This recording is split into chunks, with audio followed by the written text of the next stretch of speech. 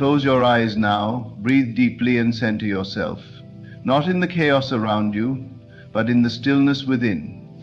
The world may rage, opinions may clash, and noise may rise like a storm, but you are not required to participate in that storm.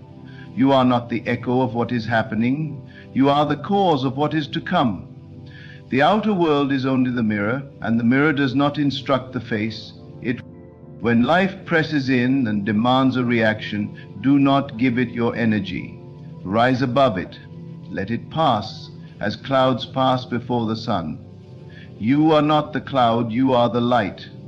To react is to descend into a state that is not your own. To rise is to remember the truth, that you are not ruled by what happens, you are ruled by what you accept as true within yourself. You must not allow circumstances to dictate your inner state. That is the mistake of the many. They wait for peace to be shown to them, unaware that peace must first be chosen within them. So choose it now. Feel it, not in response to what the world is doing, but because it is your nature. Calm is not the reward of a quiet life, it is the decision of a quiet mind. And the one who masters that calm commands the storm without ever raising their voice. Imagine now that you are standing in the middle of an argument, in the middle of betrayal, in the middle of misunderstanding, and yet nothing in you moves. Imagine how powerful you must be to witness chaos without absorbing it. That is true strength. That is true mastery. And that is how you rise. You rise not by controlling others, but by mastering yourself. You rise not by proving your point, but by holding your peace. You rise not by shouting louder, but by becoming so rooted in truth that the noise of the world cannot penetrate your stillness. And when you are still, you are powerful, because the world cannot move a soul that is already anchored. This is not weakness, it is dominion. It is the kingdom within. It is the silence that shapes mountains, the stillness that rearranges outcomes. When you remain unbothered, you are not ignoring reality. You are commanding a higher one. You do not need to explain yourself to everyone. You do not need to defend your name in every room where it is spoken. You do not need to chase validation. Your stillness is your response. Your elevation is your evidence. Stay in your power. Stay in your peace. Because the moment you lower yourself to argue, to prove, to fight in the dust, you forget that you are the one seated in the heavens.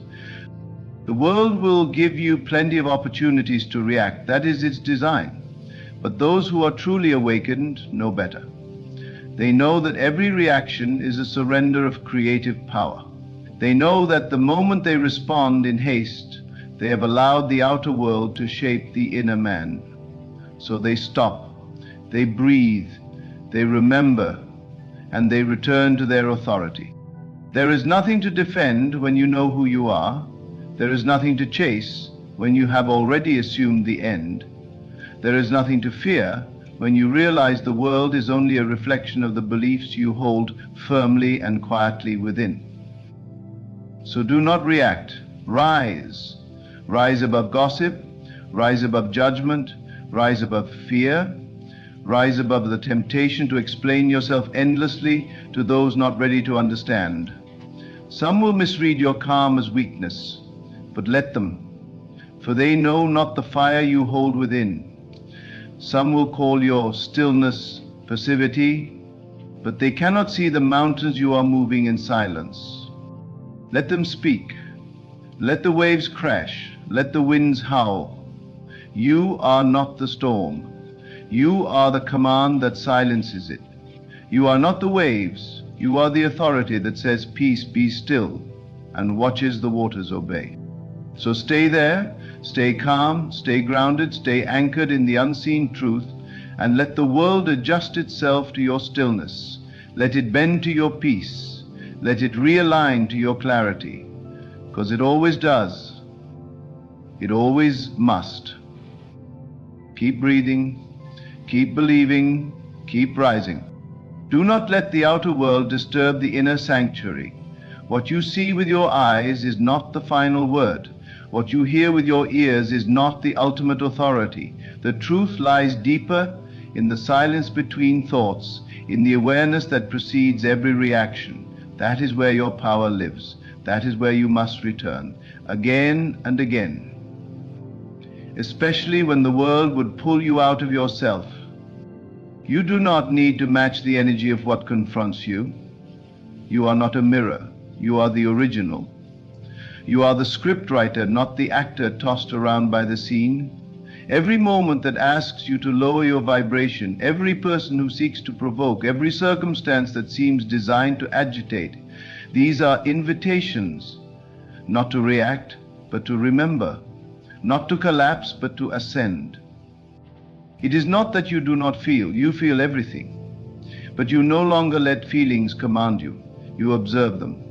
You let them rise and fall like waves, knowing that you are the ocean. Anger may come, but it does not stay.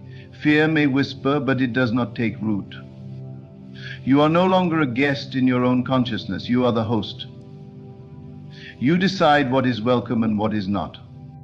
This is not detachment born of denial. This is mastery born of deep knowing. You are not aloof.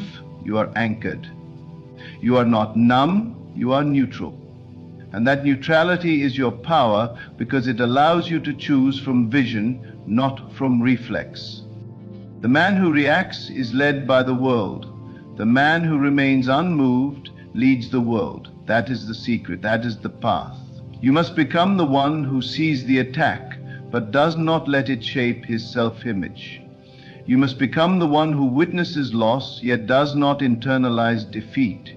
You must become the one who hears the noise, but remains tuned only to the frequency of truth. Others may call this weakness, because they do not understand it. They believe strength is in the fist, in the raised voice, in the pointed finger. But true strength is in restraint. True power is quiet. It does not beg to be seen. It does not need to defend itself. It knows what it is, and what it is, what you are, is far greater than any circumstance that confronts you. You are not here to control others. You are here to command your own mind. And once you do that, everything else aligns. The world is not resisting you, it is reflecting you. If you meet fire with fire, you get more fire. If you meet it with stillness, the flame cannot spread. When you remain calm, the world becomes calm around you, not because the world changes, but because your inner state does. Imagine a situation that once triggered you. Someone lied to you, someone betrayed you, someone doubted you. In the past, you might have burned in response. Words thrown like daggers, silence used like punishment, retaliation disguised as righteousness. But now you see through it. You see it as an opportunity to return to yourself, not to lose yourself. You say nothing, you breathe, you affirm inwardly, I am untouched by this. I am not this reaction. I am the stillness behind it. And what happens? The power of the moment shifts. The energy loses its grip. You no longer feed the illusion. You no longer lend it your belief. You are free, not because the world became easier, but because you became unshakable. Freedom is not the absence of conflict. It is the ability to walk through conflict without being dragged into its story. Peace is not the absence of noise.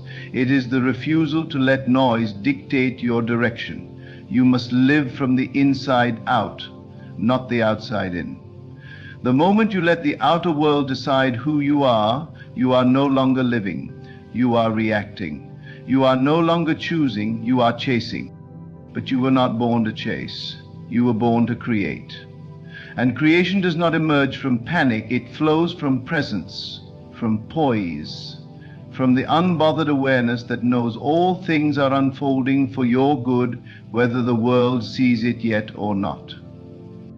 So you stop proving, you stop pleading, you stop engaging in battles that cost you your peace. You do not need to win every argument. You do not need to correct every misconception. You do not need to teach every lesson. Sometimes your silence is your elevation. Your peace is your response. Let others wonder why you are so calm. Let them question your quiet. Let them project, misread, and mislabel. That is their lesson, not yours. You do not shrink to fit their narrative. You do not dim to make them comfortable. You shine quietly, steadily, endlessly. You rise. You rise not with effort, but with ease. Not with noise, but with knowing. Not with force, but with faith. Because you have seen the truth, all things respond to your inner conviction. So you do not panic when things look wrong. You do not grasp when things feel delayed. You do not fight the shadows. You turn on the light. You keep walking. You keep believing. You keep assuming the best even when you are shown the worst. You do not match energy. You raise it. You do not echo the world. You speak from the heavens. You do not get drawn into the narrative. You write a new one. When the door closes, you do not bang on it. You turn, you smile, and you walk toward the better one already forming. When the opportunity slips away, you do not chase. You remain still, knowing that what is meant for you does not run, it aligns. You understand that delay is not denial, it is redirection. And redirection is often the universe's protection in disguise. So you no longer fall apart when plans shift. You no longer spiral when people leave. You no longer question your worth when the outcome differs from your desire. You trust. You trust the timing. You trust the process. You trust yourself because you have realized, finally, that the only true loss is the loss of your center. And you will no longer surrender that, not for anyone, not for anything. The world will keep spinning, people will keep talking, storms will rise and pass. But you are the eye of the storm. You are the calm that remains. You are the stillness that creates worlds. So sit tall in your truth, stand strong in your peace, rest boldly in your knowing. And let every moment that tempts you to react be the very moment you choose to rise. You no longer chase outcomes because you know outcomes are drawn to identity, and you have assumed the identity of the one who is never shaken, never rushed, never thrown off course by appearances. You walk through the world not as one seeking confirmation, but as one revealing confirmation. You do not wait for peace. You are peace. You do not beg for answers. You are the answer in form. You do not react to chaos. You neutralize it with the quiet strength of your presence. When you enter a room, the energy shifts, not because of your words, but because of your being. The atmosphere bends to the tone you carry. You do not chase energy, you generate it. You do not need to raise your voice to be heard. You do not need to posture to be respected. Your presence speaks louder than performance. Your calm is louder than commotion. Your stillness sends a signal that others cannot ignore. To rise is not to avoid life, it is to meet life from the level of awareness, where you are no longer at the mercy of it. You do not deny that things happen, you deny their ability to define you. You no longer ask, why did this happen to me? You now declare, this happened for me. Because you know that everything, every delay, every betrayal, every closed door is working something eternal in you. Something deeper, something stronger, something untouchable.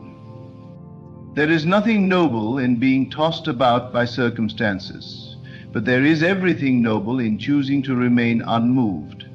You do not numb yourself to reality, you transform it from the inside. You shift it, not by reacting, but by realizing that the outer condition is always the echo, never the origin. You hold the origin. You carry the seed. You decide what takes root and what withers through inattention. And what is planted in the soil of inner calm grows with sacred precision.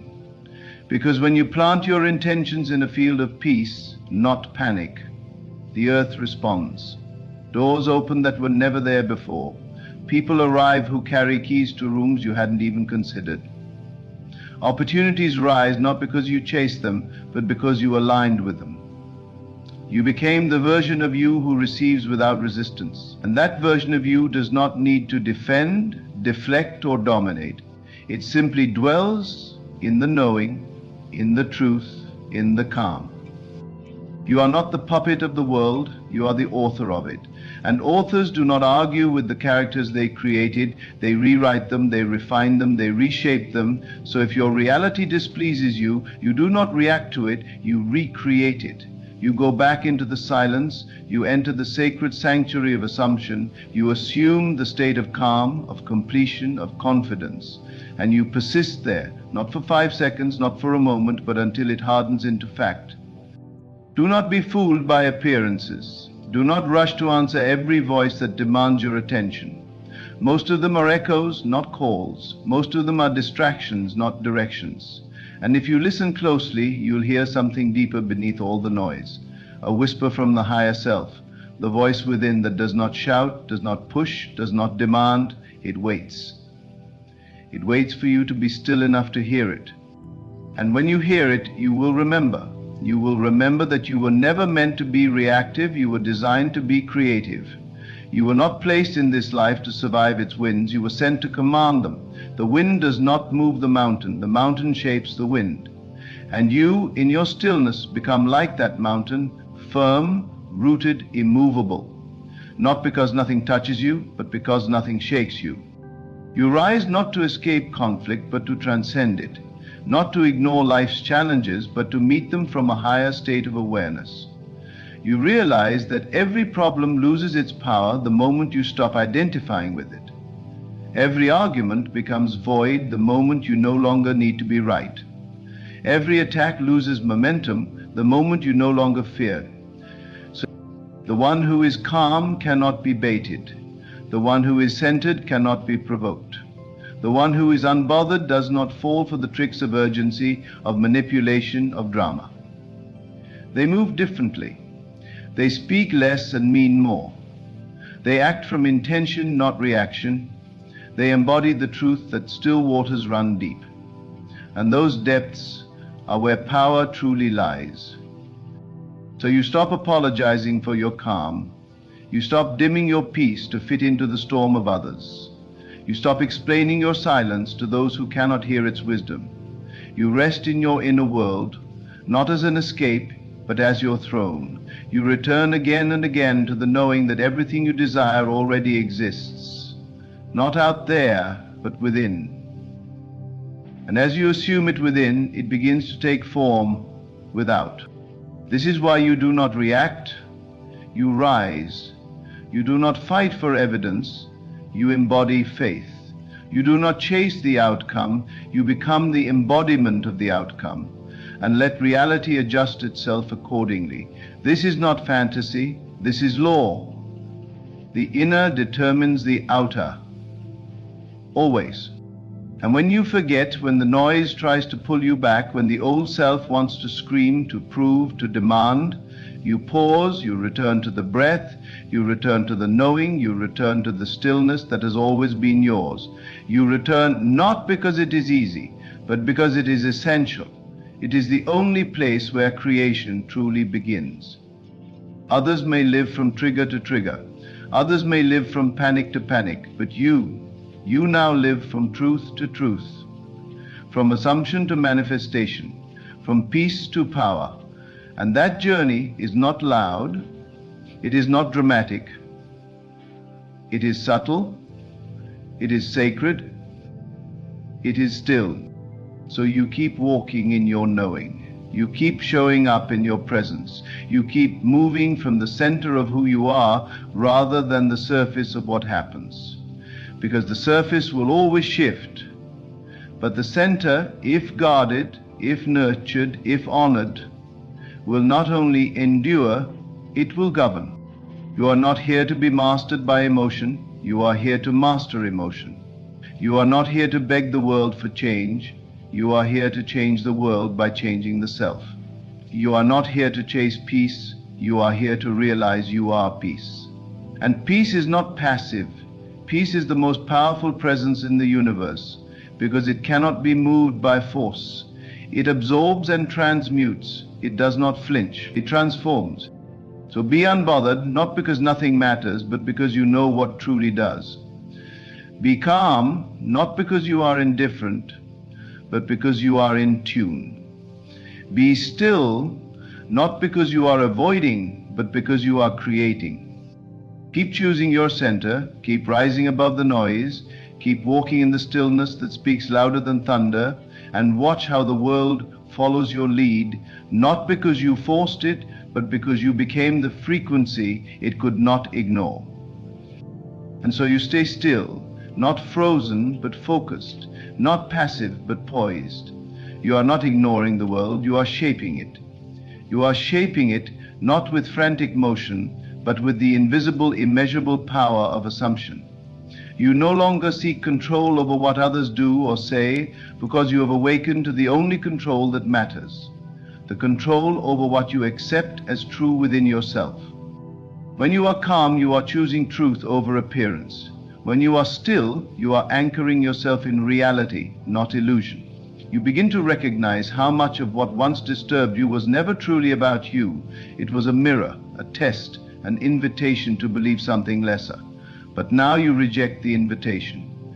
You no longer lower yourself to meet situations at the level of reaction. You elevate the moment by your response, or the absence of one. To react is to relive. To respond from inner vision is to rewrite. And you are no longer here to relive the same story over and over. You are here to write a new one. Not dictated by wounds or patterns or old conditioning, but led by the new self, the higher self, the calm, risen self that already knows how this ends, the one who walks with the quiet assurance that everything is already aligned. You do not need to look over your shoulder to know you are safe. You do not need to argue your value when it has already been established in your consciousness. You no longer ask the world for permission to be whole. You are whole. You do not need evidence to rest in the promise. You are the promise. You do not wait for the circumstance to declare peace.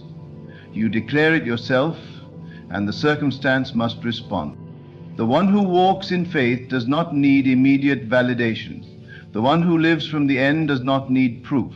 The one who has assumed the state does not need reassurance. So when the storm comes, and it will, you do not waver. You do not consult the storm for direction. You consult your knowing, and your knowing says, "This too bends to me." Not through force, but through frequency, through consciousness, through stillness. You are no longer the version of yourself who reacts, who fears, who shrinks. That version may still whisper, may still linger in the corners of your awareness, but you no longer obey it. You observe it, you bless it, you release it. You replace it with the one who walks through fire and remains untouched, the one who moves through uncertainty and remains unshaken, the one who no longer lives by sight, but by inner knowing. Because sight can lie.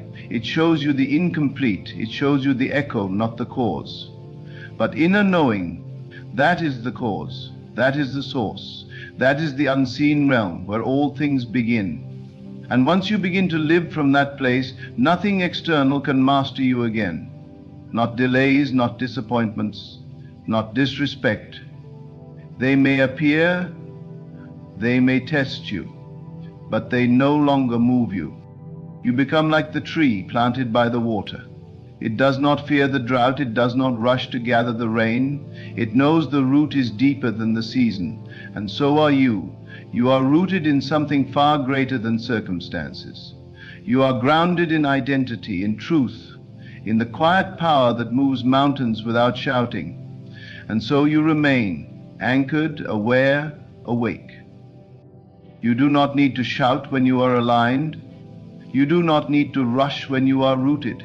You do not need to defend when you have dominion. This is not arrogance, it is awareness. This is not pride, it is presence. You are not above others, you are simply above the storm. Not because you escaped it, but because you transcended it. You did the work, you assumed the state. You let go of needing to win, needing to prove, needing to control, and because of that, everything began to align without strain. Let them call you quiet, let them call you detached, let them misunderstand your calm. That is not your burden to carry. Your stillness is not their business to decode. Your poise is not their puzzle to solve. It is your secret, your strength, your sacred space.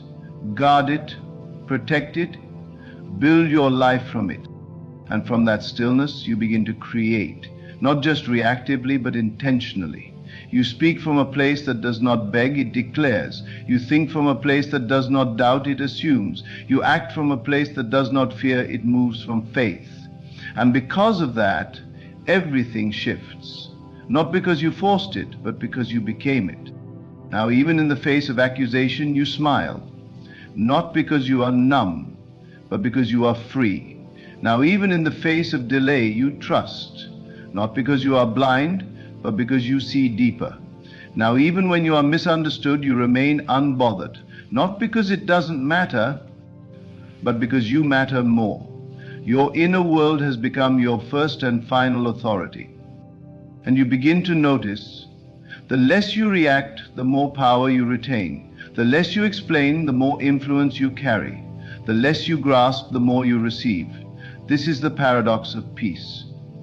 It brings to you what striving chases away. It magnetizes what anxiety repels. It aligns what effort alone cannot produce. So you do not resist the present moment. You enter it. You bring your full awareness to it. And from that awareness, you rise, not in body but in being, not in volume but in vibration. You rise not above people but above patterns. You ascend not from pride but from purpose. And you remain steady, watchful, intentional. While the world reacts, you remember. While others grasp, you trust. While noise surrounds, you stay attuned to the whisper of your own inner voice, the one that says, all is well, I am safe, I am whole, I am here.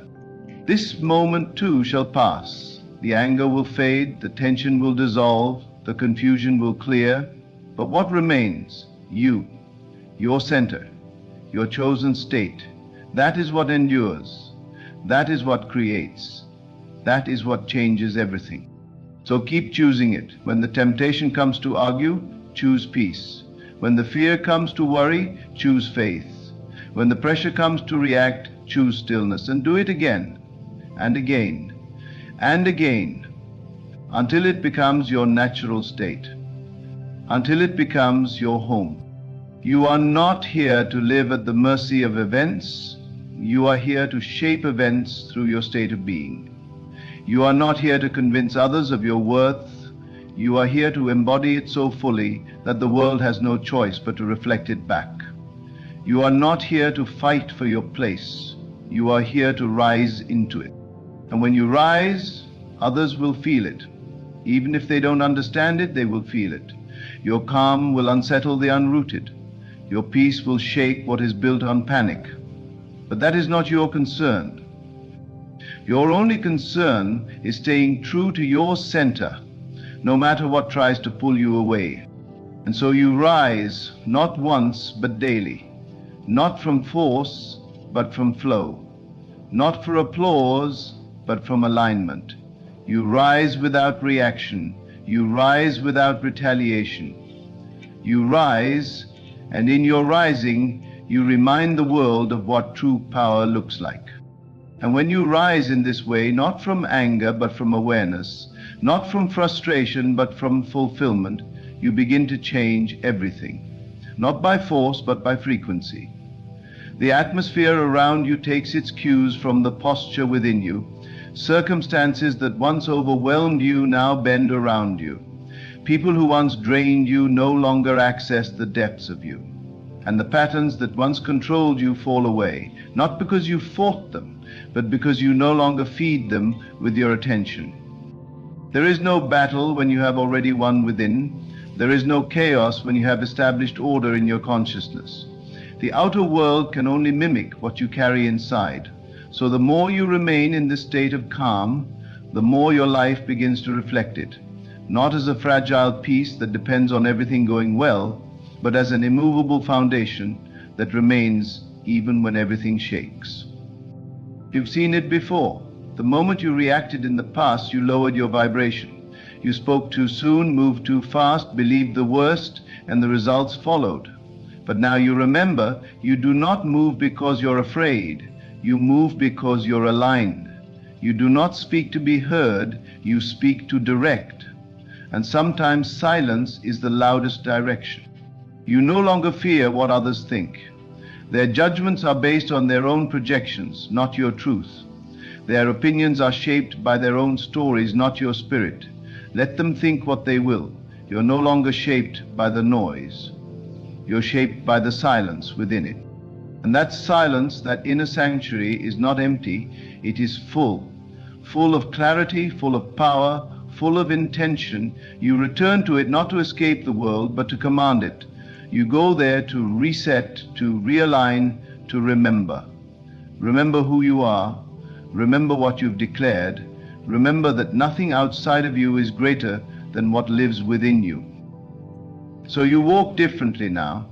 You're no longer in a hurry. You're no longer desperate to prove, to be chosen, to be understood. You're no longer seeking validation from a world that doesn't even see itself clearly. You've stopped asking for scraps of approval. You sit at the table of your own worth. You feast on the fullness of your inner knowing. And because of this, everything changes. Not overnight, perhaps, not always with fireworks, but subtly, surely, powerfully. The situations that once made you spiral now meet a version of you that smiles. The people that once triggered you now feel no reaction to push against. The fears that once ran your thoughts now dissolve before they can even form. You are free, free not because the world is easy, but because you've chosen the higher path. Free not because there's no pressure, but because pressure no longer defines your behavior. Free because you no longer give your peace away to the temporary, the petty, the passing. Even in the face of what you don't yet understand, you remain still. You are no longer ruled by the need to figure it all out. You've made peace with mystery. You trust that all things are being worked together in perfect sequence, even when you can't see it.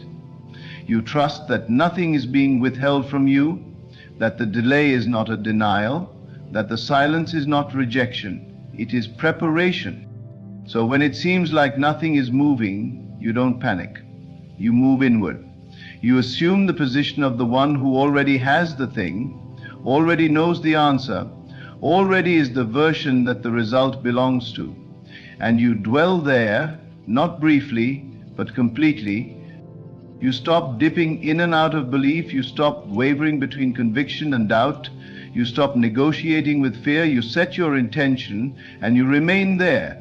You remain unshaken. You remain calm. You remain undistracted. And that is the difference. That is the power. That is how the unseen becomes seen. Others may call this delusion, but you know better. It's devotion to the unseen reality that is more real than what the five senses can perceive. You are loyal not to what is, but to what is becoming. You are faithful not to circumstances, but to vision. And your vision, held in calm, saturated in peace, will always outlast any appearance of lack, of conflict, of delay. You become the observer, not the reactor. You watch, but you do not absorb. You discern, but you do not descend. You carry peace not as an accessory, but as your essence. It is no longer something you have, it is who you are. And when peace becomes identity, nothing can take it from you. That is why you're no longer shaken, because your peace is no longer circumstantial, it is positional. It is rooted in your choice, your awareness, your state of being. And that state creates outcomes, attracts answers, produces manifestations, not through striving, but through presence. The less you need, the more you receive. The less you explain, the more you command. The less you chase, the more you attract. This is not magic, this is law. And now that you've tapped into it, you no longer lower yourself to fight for what belongs to you by nature. Even when you're tempted, you remember that reaction is expensive. It costs you your energy, your clarity, your alignment, and you no longer pay that price. You've paid it too many times before, and the return was never worth the cost. Now, you invest your focus in the only place that matters, your inner world. And from there, all things are added. Not because you beg, but because you believe. Not because you wrestle, but because you rest. And your rest is not passivity, it is power. So you walk through life with grace. You say less, you smile more, you trust the knowing, you hold the vision. And the world, though it may not understand at first, begins to respond. The doors open, the answers come, the resistance falls away. Not because you fought harder, but because you held your peace longer. Not because you were louder, but because your vibration was stronger. Not because you reacted, but because you rose. You rose, and everything else had to rise to meet you. So now you understand your power was never in the noise, but in the stillness. It was never in the reaction, but in the rising. You were never meant to fight for peace. You were meant to be peace. And when you choose that identity, moment by moment, breath by breath, the world no longer dictates your reality. You do. Remain unmoved by what tries to shake you. Stay rooted in the vision that calls you. Walk in the quiet confidence of one who already is. And when the world asks, "Why aren't you reacting?" let your presence speak the answer, "Because I have already risen." Ladies and gentlemen, tonight I invite you to consider something so simple yet so powerful that it shapes every corner of your world. I invite you to look within, not to the noise outside, not to circumstance or condition, but to the sacred theater of your imagination. For within that silent chamber lies the birthplace of every reality you have ever known. You may think the world happens to you, but I tell you, it happens through you. Every joy, every sorrow, every triumph, every defeat. It is not the hand of fate, but the hand of imagination, guided either blindly or with intention. The moment you accept this truth is the moment you hold the key to everything. What you imagine with God becomes real, not someday, not somewhere distant in time, but now in seed form. The outer world is only the harvest of thoughts, deeply felt, persistently held. Your imagination is divine. It is not a daydream, not mere fantasy. It is the very workshop of creation. And the power behind it, that still, small voice within, that which many call God. To imagine lovingly, to dwell in the feeling of the wish fulfilled, is to align yourself with divine law. When you feel as though your desire is already yours, when you walk, talk, and breathe as though it is done, you impress it upon the deeper mind, and what is impressed must be expressed. That is the law. You have imagined your way to this very moment. Every relationship, every opportunity, every challenge, you summoned them by what you believed and felt to be true, perhaps unknowingly, but the law does not require awareness to function, only feeling. If you feared it, you fed it. If you longed for it with certainty, you called it near. So I say to you, use your imagination as you would a sacred tool. Do not squander it on fear or doubt or revenge. Dare to believe in the beautiful, the noble, the good. Dwell in it until it feels natural, until it feels like home, and then release it not in desperation but in faith.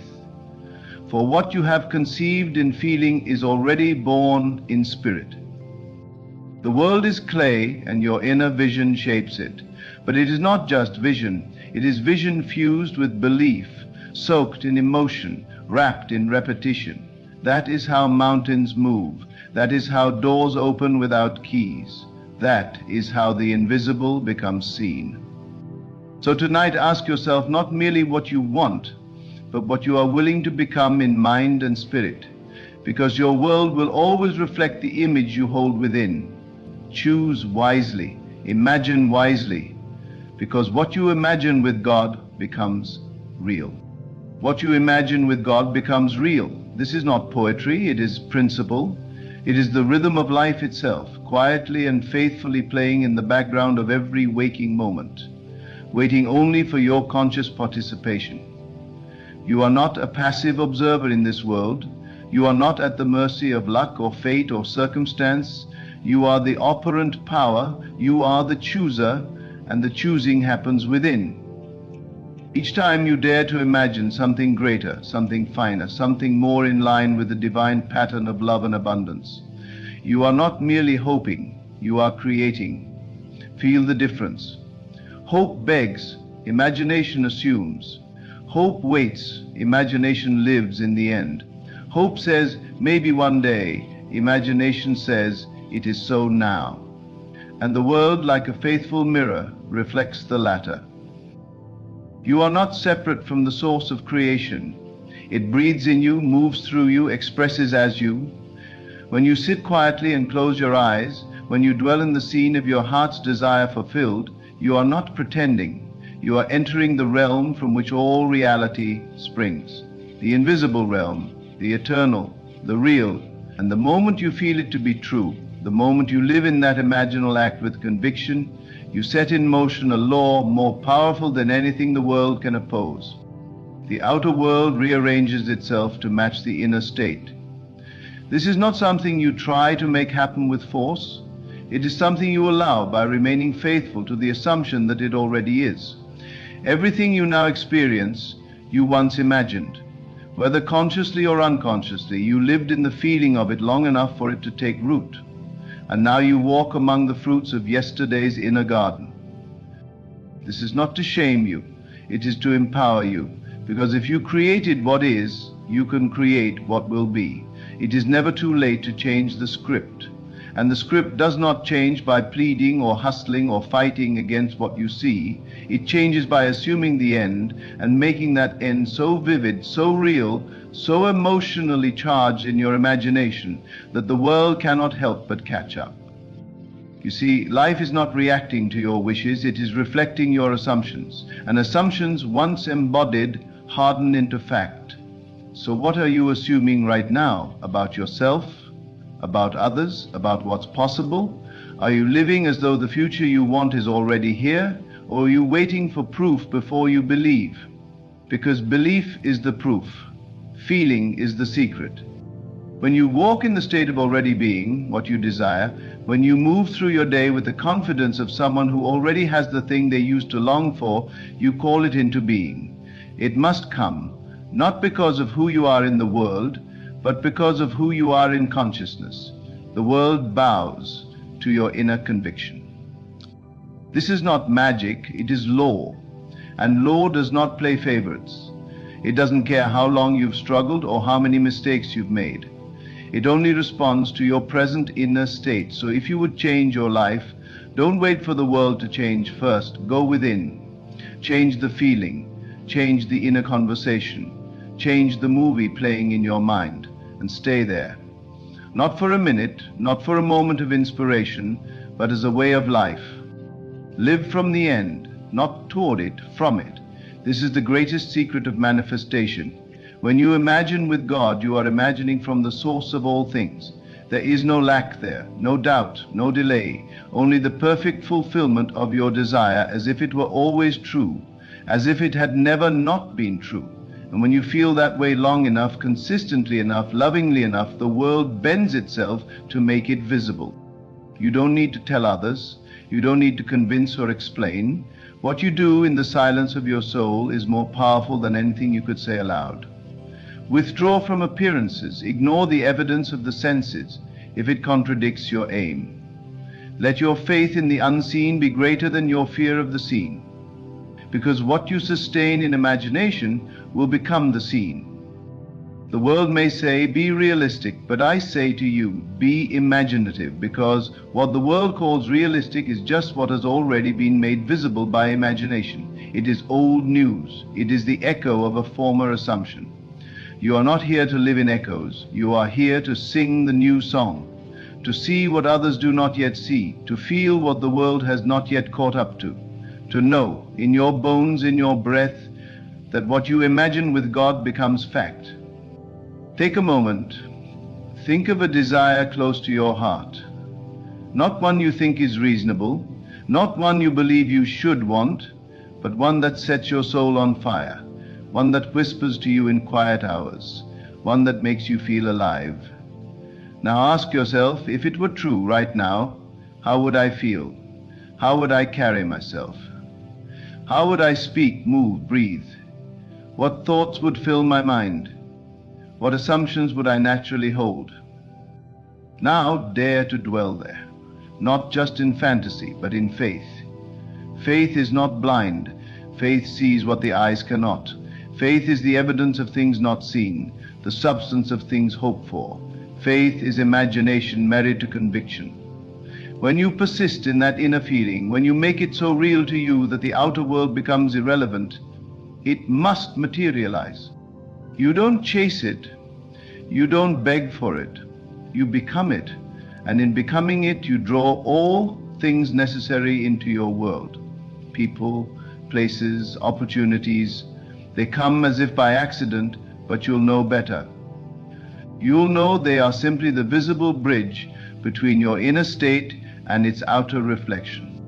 This is how the meek inherit the earth, not through striving, but through stillness, through the quiet mastery of inner reality, through the wise use of imagination aligned with love. Because when you imagine lovingly for yourself, for others, you become a vessel for divine will. And divine will is always fullness, always peace, always joy. Guard your imagination then as you would a sacred flame. Don't lend it to fear or gossip or complaint. Don't let it drift aimlessly into worry or regret. Keep it anchored in the truth of what you want. And when old patterns try to drag you back, remind yourself, I am not my past. I am not my current condition. I am not even what others see. I am what I assume myself to be. And I assume now that I am blessed, that I am guided, that I am whole, that I am loved and loving. That what I desire is mine because I have made it real in imagination. And what is real in imagination is just as real, if not more so, than what is presently visible. It only waits for the right season to bloom. This is why patience is not passive. Patience is trust. It is knowing that the seed already planted will grow as long as you do not dig it up with doubt. It is knowing that your assumption, once fixed and felt, will attract every condition needed for its fulfillment. You don't have to know how, you only have to know that it will. Rest in that knowing. Let it calm your nerves. Let it quiet your questions. The same divine power that imagined galaxies into being lives in you. It does not fail. It does not forget. It does not withhold. It gives according to your assumption. It reflects what you dare to feel is already true. So I ask you, one more time, what are you imagining? Not just casually, but consistently. What inner state are you nurturing, feeding, repeating? Because that is what you will live. Not what you want, not what you hope, but what you believe yourself to be in the secret places of your soul. If you would change your world, change your inner speech. Speak to yourself as the person who already has what they once sought. Walk into rooms with the posture of someone who knows their worth. Act not in pretense, but in inner alignment with the truth of your fulfilled desire. Let your imagination outgrow your memory. Let it stretch beyond the facts of your current world. Let it become the vision of what can be and already is in spirit. And the world, though it may seem slow to catch on, will rise to meet you there. It always does. It always does, because it must. The world has no choice but to echo what you have fixed in consciousness. It is not a matter of time, but a matter of assumption. When you persist in the assumption long enough, time bends to it. Circumstance bends to it. People, even the ones who seem most unrelated to your dream, will play the exact roles needed to bring your desire to pass. Not because they intend to, but because they must. They are moved like actors on a stage, responding to the lines you have already written in the script of imagination. The deeper part of you, what some call the higher self, the God within, the I am, knows this truth already. It waits patiently for you to remember. Every time you return to imagination, to the state of the wish fulfilled, you are coming back home. You are returning to the source of all manifestation, the source of all reality. You are no longer looking to the world to tell you who you are telling the world who you are, and the world obeys. So you must make it a habit, a discipline, a way of life. The disciplined use of imagination is not restrictive, it is liberating. It frees you from reaction. It makes you the cause, not the effect. And when you live as the cause, nothing can shake you.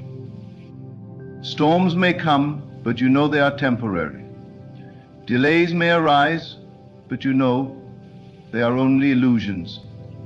Because you have seen the end, you have felt the end. And having assumed the end, it is yours. Do not mistake persistence in imagination for mere repetition.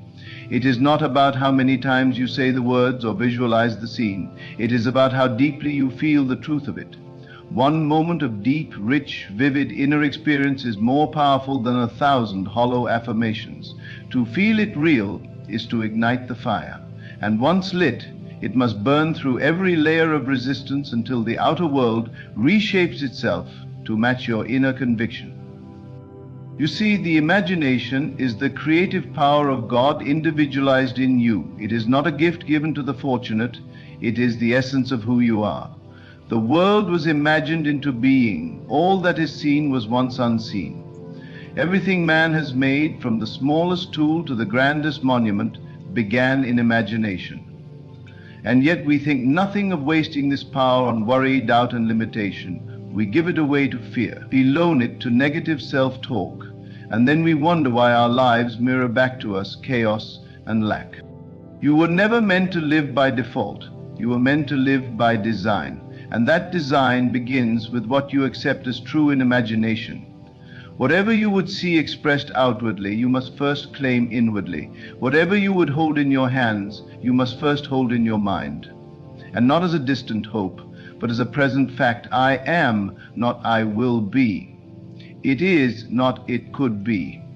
For all things are possible to the one who believes, not in mere possibilities, but in fulfilled facts. Let that be your compass, the feeling of the wish fulfilled. It is the one thing you must return to again and again. In quiet moments, in the midst of chaos, when things seem to fall apart and when everything goes right, return to that inner state. Let it become your dwelling place. Let it become your atmosphere. Because what you frequently imagine becomes your reality. Not through force, not through effort, but through spiritual law, which never fails.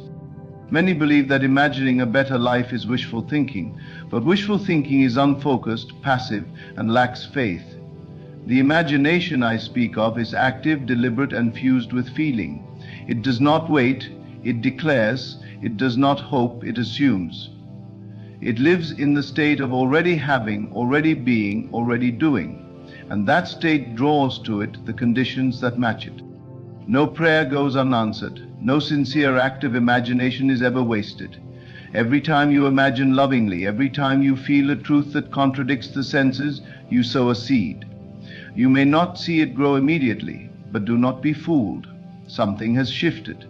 The world may look the same for a while, but behind the curtain, everything is changing. The stage is being set.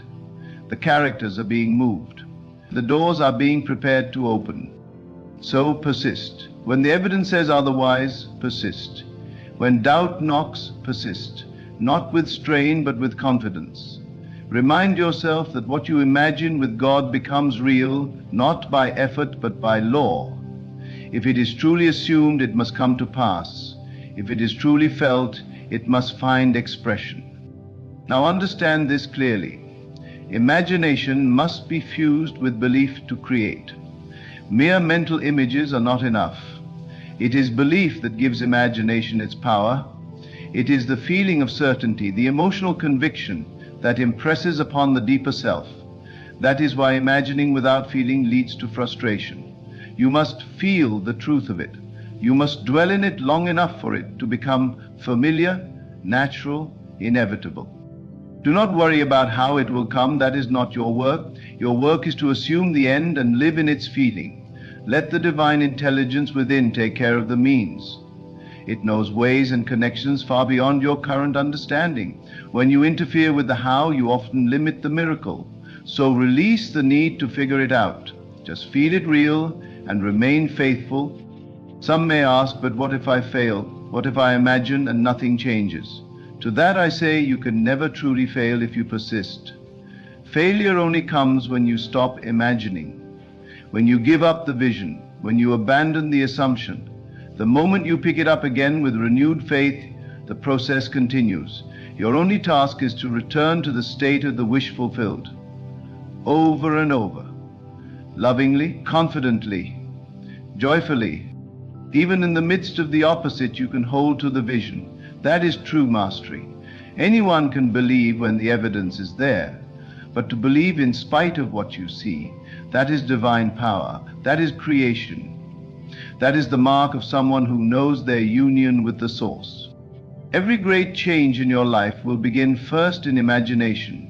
There is no exception. Whether it is healing, abundance, love, purpose, peace, it begins as an inner experience. So make your inner world rich. Fill it with beauty, with faith, with confidence in the good. Make your inner conversations kind and bold. Speak to yourself as you would if you already had all you desired. Think thoughts of success, of peace, of fulfillment, not because you're trying to trick the world, but because you're shaping it. If you only knew how powerful you truly are, you would never again imagine anything you do not wish to experience. You would never again speak carelessly about yourself or your circumstances. You would never again accept limitation as truth. You would guard your inner world with holy reverence, because you would understand the imagination is not just creative, it is divine, and its partner is God. What you imagine with God becomes real. Not maybe, not someday, it becomes real. The moment you feel it real, it becomes part of you. And what is part of you must find expression. So feel it now, love it now, be it now, and let the world catch up. Your life is clay, and your imagination is the sculptor. There are no limits but those you accept. There are no delays but those you entertain. Every moment is a new chance to claim a new reality. Every second a doorway into a new world. Enter it boldly, enter it lovingly, and live from it, not toward it. Because when you do, when you really do, the world will change, and you will know, not by theory but by experience, that what you imagined with God has become real. The most sacred thing you possess is your ability to imagine, for it is there that God speaks in first person. It is not outside you, not in some distant place above the sky, but right where you are, thinking as you, dreaming as you, believing as you. When you say, I am, you are invoking the name of God. Whatever you place after those two words, you call into being. If you say, I am poor, you are not describing a condition, you are declaring a truth. If you say, I am loved, you are not merely expressing a wish, you are shaping a reality. So watch yourself. Listen closely to your inner conversations. They matter more than any outer action. They matter more than what anyone else says about you, more than your job title, your bank balance, your relationships. What you whisper to yourself when no one is watching, that is the seed of your world. The quietest assumption held with feeling will eventually outpicture itself, even if the world around you insists otherwise. Do you want to know where your future is heading? Don't look to a psychic. Look to what you consistently feel to be true in your imagination. What scenes do you replay before sleep? What do you assume when you're walking through your day? Do you live in expectation or dread, in confidence or doubt? You cannot plant the seed of fear and reap the fruit of joy. You cannot water a garden of limitation and expect abundance. You must begin where it all begins, with feeling, with belief, with imagination. And the most powerful use of imagination is not to escape reality, but to create it. When you imagine, not for fantasy's sake, but with intention, when you fuse your desire with feeling, faith, and repetition, you are entering the realm of miracles, not by chance, but by law. And this law will never fail you, not once, if you remain faithful to the inner state. You must claim it boldly, not timidly, not halfway, boldly. You must say, this is who I am, this is what I have, this is what is mine, even if the world tells you the opposite, especially if the world tells you the opposite. That is the moment you choose. Will I believe the seen or the unseen? Will I side with fear or with faith?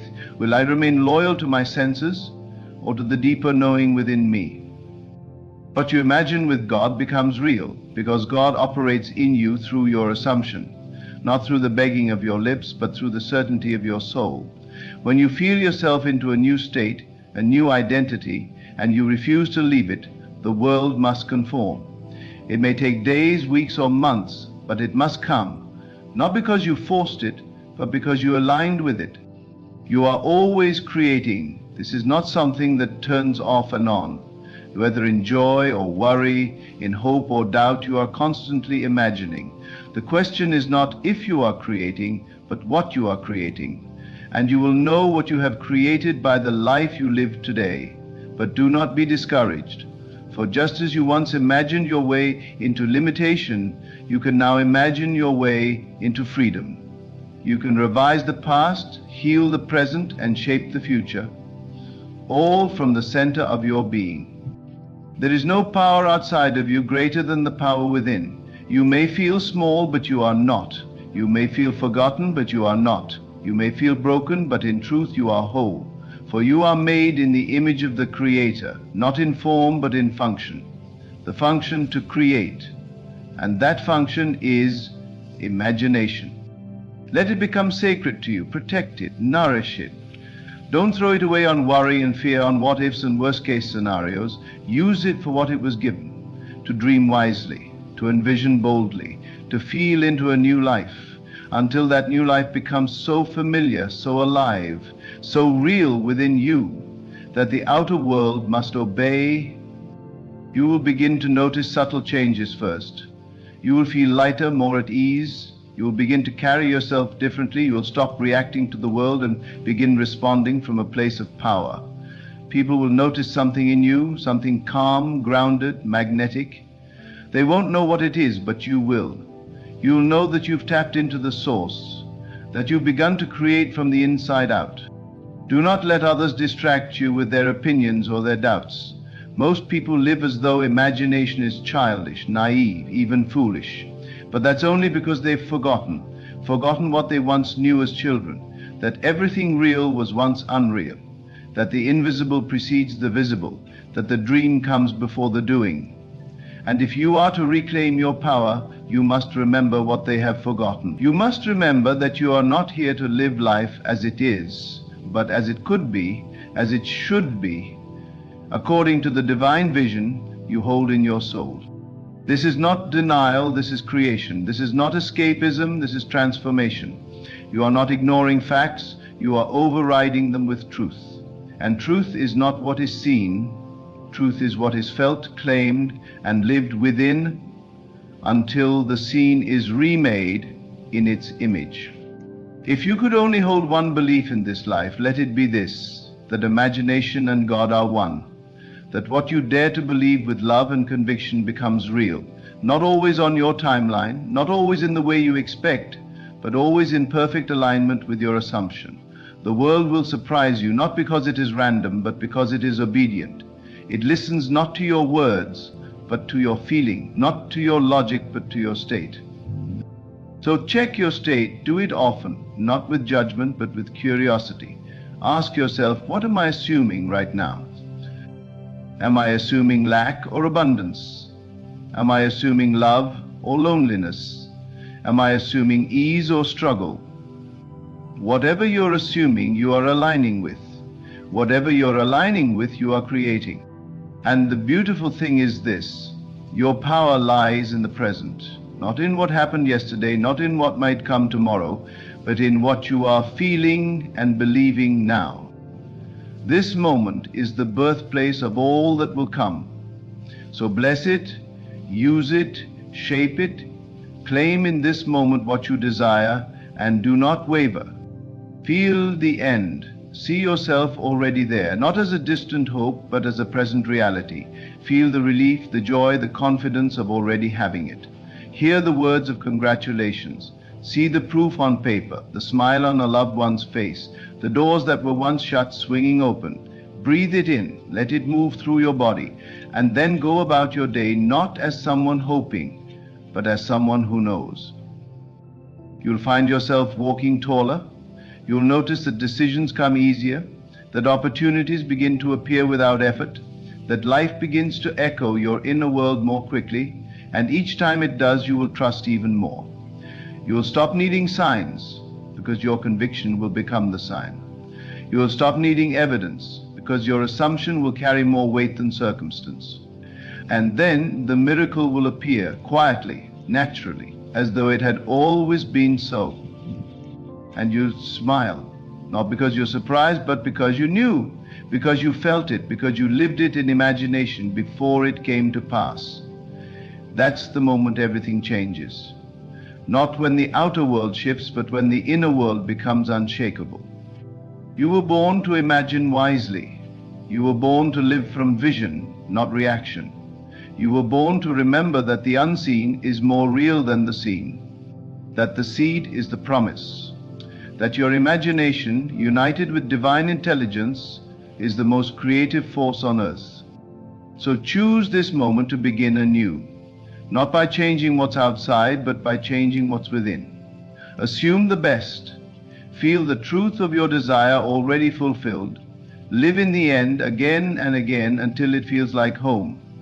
And then watch, not with anxiety, but with quiet assurance, as the world transforms to meet you there. Because it will. It always will. Because it always will. You are not waiting for the world is waiting for you. Waiting for you to assume the posture of the one who already is, already has, already knows. You do not need permission to imagine boldly. You do not need anyone's agreement or approval to claim what is yours in spirit. For the spirit within you is complete, whole, lacking nothing. And when you imagine from that place, the world bows in response. Everything is responding to you, though you may have thought otherwise. Perhaps you've believed that you had to beg, work harder, or suffer longer to deserve what you wanted. But the truth is, deserving has nothing to do with it. It is not about effort, but alignment. You receive not because you have earned, but because you have assumed. You get what you accept as true for yourself, not what you think you're worthy of in theory, but what you feel to be natural. And what feels natural now is the greatest clue to what you'll see next. This is why change doesn't come by chance, but by choice. By choosing again and again to inhabit a new feeling, a new assumption, until it becomes second nature. When you feel wealthy, you attract the forms that reflect it. When you feel loved, love appears. When you feel successful, success meets you. The outer must reflect the inner. It's not a maybe, it's a must. But you cannot trick the law. You cannot fake the feeling with empty affirmations while deep down clinging to fear. You must believe it. And belief is not found in your head. It is found in your heart, in your body, in your mood, in the quality of your thoughts and actions. If you believe you are the one who has it, you act like it, think like it, feel like it, even if no one else can see it yet. And soon they will. You may not know how it will come. It may come in ways that surprise you. That's not your concern. Your concern is the state, the invisible root, not the visible branch. You don't need to predict the steps. You just need to walk in the feeling of the end. The how belongs to the divine. It is your trust that opens the way. And let me remind you again, you are not imagining alone. You are not wishing from a place of emptiness. When you imagine, you are communing with the highest intelligence there is. The God power in you does not speak in words. It speaks in vision, in feeling, in knowing. And when you align with that frequency, when you surrender to that inner certainty, creation becomes effortless. It becomes natural. It becomes inevitable. Do not worry if you can't see the full picture yet. The seed does not need to see the tree to grow. It simply unfolds according to the pattern placed within it. And your desire, your true, burning, unshakable desire, is that pattern. It was placed within you for a reason, not to torment you, not to taunt you, but to call you into creation, to awaken your sleeping power, to remind you that you are here to shape life, not to be shaped by it. Most people sleep through life, reacting, surviving, doing what they're told. But you are being called to awaken. You are being called to imagine consciously, deliberately, wisely, not to wait for the world to show you who you are, but to show the world what is possible through a being who dares to feel it real. It doesn't matter how many times you've failed. It doesn't matter how long you've waited. The moment you assume the new state and persist in it, your past becomes irrelevant. The past is not a sentence, it is a shadow. And it cannot hold you when you step into the light of a new assumption. Stop telling the story of what went wrong. Start telling the story of what is right now in imagination. That is the only place transformation begins. You are not here to fix the world. You are here to fix your vision of it. And as you change your vision, the world changes with it. Relationships shift, finances shift, health shifts. It all begins within. When you begin to see others through the lens of love and wholeness, they begin to mirror that.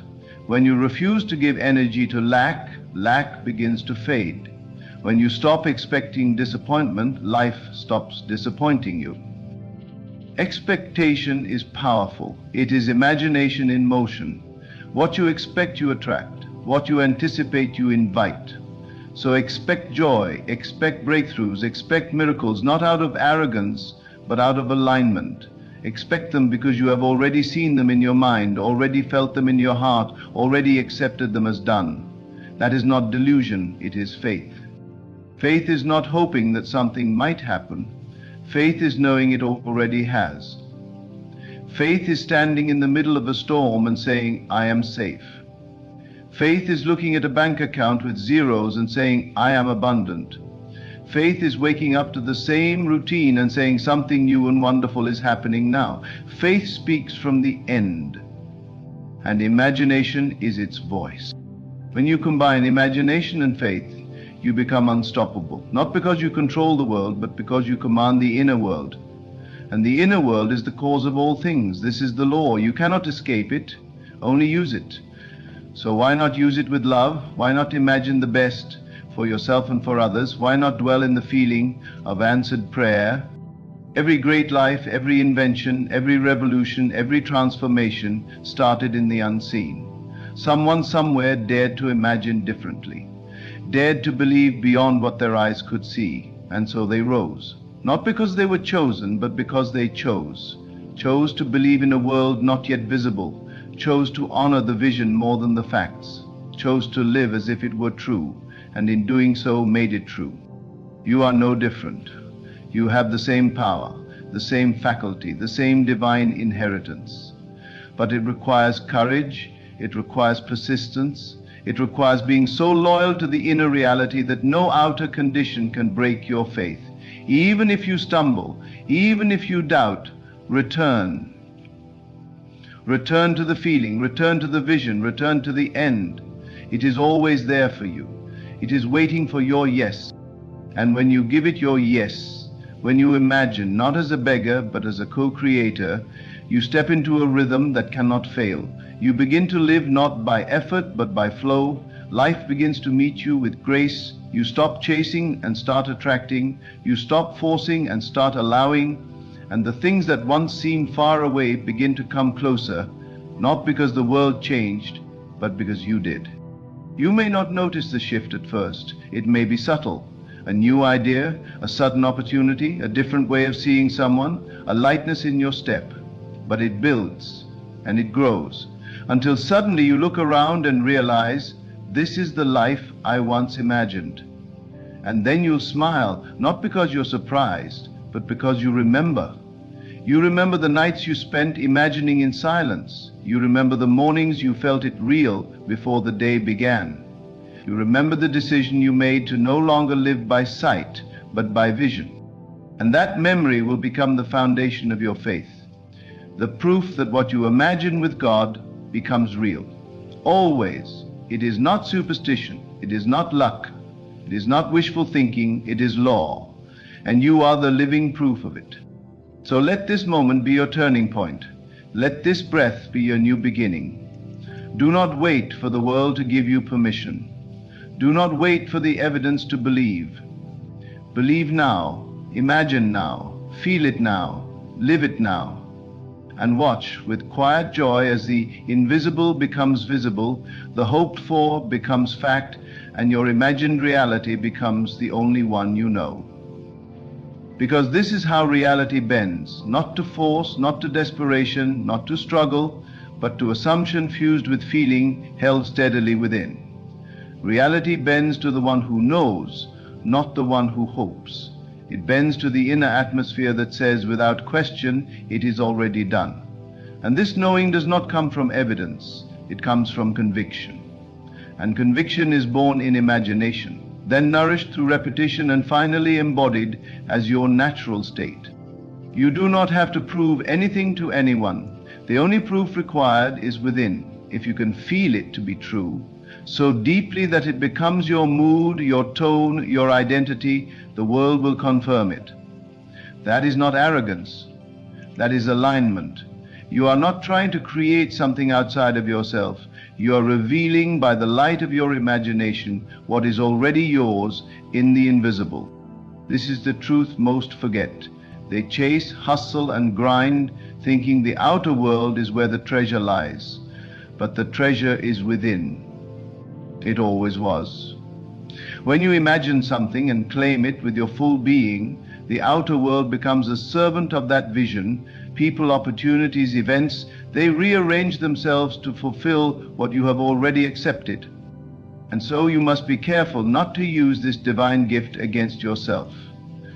Don't rehearse fears and call it being realistic.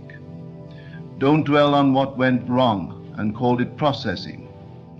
Don't return again and again to thoughts of lack, unworthiness, rejection, and think you are simply being cautious. You are planting seeds. You are writing upon the subconscious that this is who you are, and the subconscious will always bring it forth. This is why imagination is not child's play. It is divine play. The most serious work you will ever do is in silence, behind closed eyes, when no one is watching and no one applauds. That is where life is changed. That is where miracles are born, not in noise, not in public, but in stillness. When you dare to assume that your inner world is more real than the outer, and that feeling is more powerful than fact. You do not have to fight the old, you only need to imagine the new. You don't have to resist what is, you only need to surrender to what could be, and feel it now as what is. It is so simple and yet so profound. You do not overcome darkness by analyzing it. You overcome it by turning on the light. And the light is imagination, guided by love, anchored by faith, sustained by persistence. Some will tell you that your dreams are too big, that you need to be practical, that you should settle. Smile at them. Forgive them. They are simply reflecting the limits they have accepted for themselves. But you must walk a different path. You must live not according to what is, but according to what could be. You must be willing to look like a fool to the world in order to be faithful to the unseen. For what the world calls delusion, God calls faith. And what the world calls fantasy, the wise know to be creation in its earliest form. Do not let their unbelief shake your inner vision. Hold to it, protect it, water it with love and feeling. Speak of it not to everyone but to yourself constantly. Let it be your companion in solitude. Let it be your compass in uncertainty. Every great leap in your life will require this quiet defiance of appearances.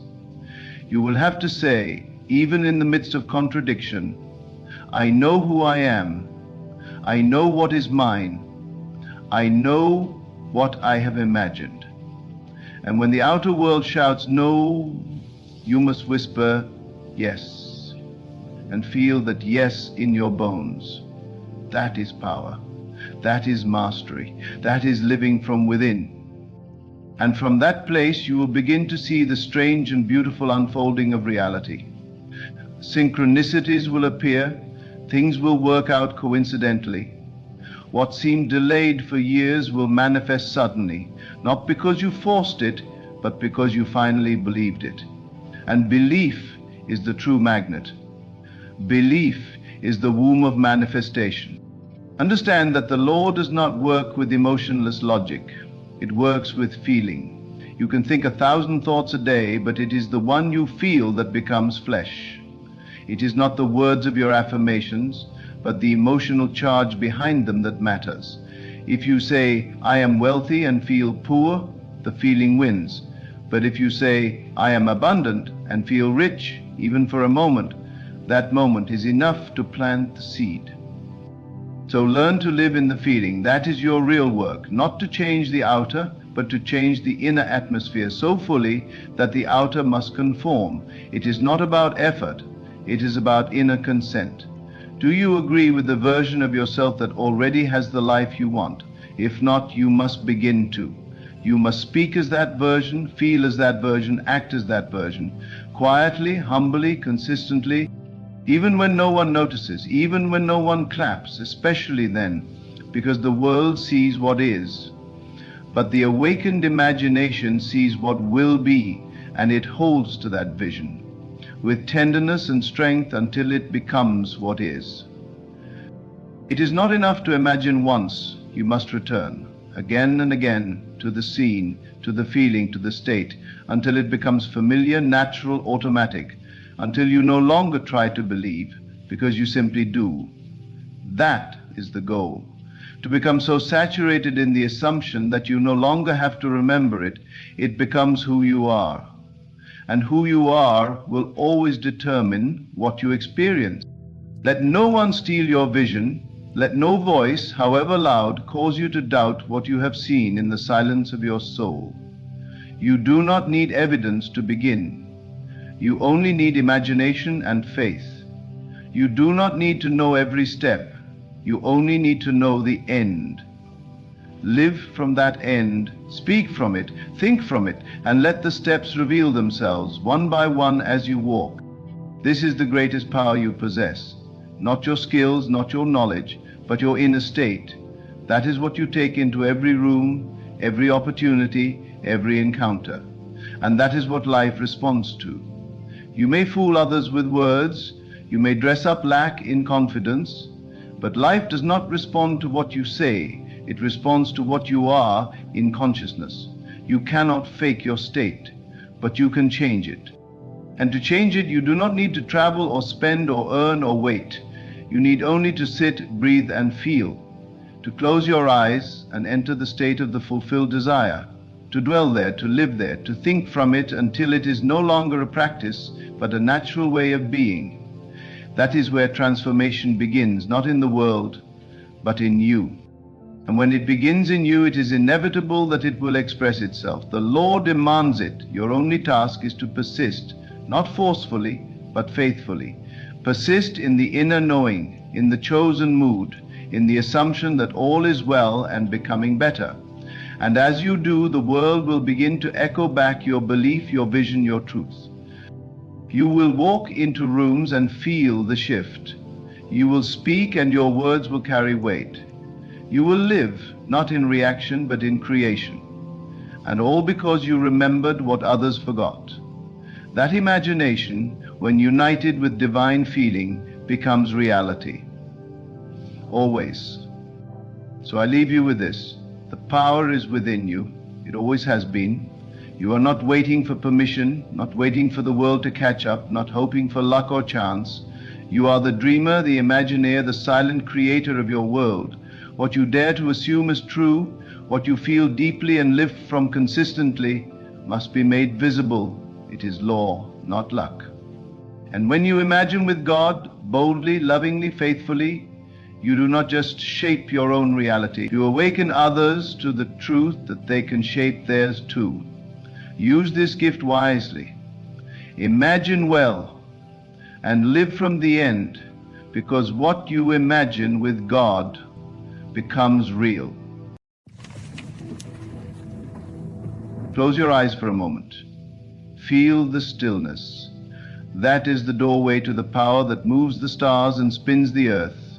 In that silence there is a secret, a truth so simple the mind overlooks it, and yet so powerful it reshapes all of life.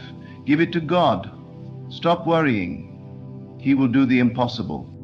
You were never asked to carry the weight. You were asked to believe.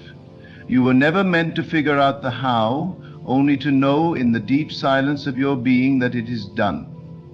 That what you have asked for already is, in another dimension, in a higher realm, waiting to crystallize into form. Worry is the child of doubt. It is the conversation of the world that believes it must make everything happen by force, by fear, by frantic movement. But the inner man, the true self, knows better. He knows that imagination is the secret place of the Most High. He knows that what is conceived within is made real without, if only you will not disturb the seed with anxiety. The moment you surrender your desire to God, to the I am within, you give it life, you hand it over to the part of you that is beyond limitation, beyond effort, beyond the laws of this world. But if you take it back with worry, you halt the process. You dig up the root to see if it's growing. You delay what was already guaranteed. You must learn the art of inner stillness. Assume the feeling of the wish fulfilled, and let that feeling become your secret dwelling place. When you walk through your day, walk as though the answer has already come. When you lie down at night, let sleep carry you into the dream where it is already so. Do not try to make it happen. Rest in the knowing that it already has. There is no power outside of you that needs to be convinced. The power is within you, waiting for your surrender. Not surrender in weakness, but surrender in faith. Faith is not hoping, it is knowing. Knowing that what you have imagined is the voice of God speaking through you. Knowing that what you feel in the silence is the seed of your miracle. What men call impossible is only a label placed upon things the senses cannot yet perceive. But the imagination is not bound by sight, nor by time, nor by logic. It sees from the end, it hears the unseen, it moves as spirit moves. Free, fluid, fearless. When you align with that inner world, the outer must conform. It has no choice. It is law. So stop asking when, stop begging, stop repeating the same prayers as though God has not heard. He heard you the first time. The moment the desire rose in you, the answer was born. Now let go, rest, feel it done, and carry yourself with the peace of one who knows that the universe is rearranging itself right now to bring you the impossible. This is not fantasy. This is the truth that sets you free. Give it to God. Then dare to live as though it's already yours, because it is. Do not be deceived by appearances. The world with all its forms and facts is but a reflection of your inner state. It is not causative. It does not move first. What you see and experience is the echo of what you have accepted as true within. And so when you begin to worry, when you pace the floor or rehearse problems in your mind, you are affirming the very reality you wish to change. You are planting the same seed again and again and wondering why it bears the same fruit. There must come a moment when you say enough. I have tried with my effort. I have struggled with my reasoning. I have exhausted my mind searching for a way. And now I turn within. I release this desire, not into the air, not into the hands of fate, but into the spirit that gives life to all things. I give it to God. I give it to that eternal presence within me, the source and sustainer of all creation. When you truly give it to God, you stop asking whether it's working. You stop checking for evidence. The farmer does not dig up the soil each day to see if the seed is sprouting. He trusts the process. He waters. He waits. He knows the nature of the seed. In the same way, your imagination is the womb of creation. When you impress it with the feeling of fulfillment and leave it there in peace, the harvest is certain. The mind that is still and trusting is the mind that commands reality, not by force, not by willpower, but by alignment. The universe responds not to your panic, but to your peace. That inner state is the magnet. What you truly feel to be real becomes your experience, not through toil but through law. You were not designed to carry burdens, you were designed to create through vision and faith.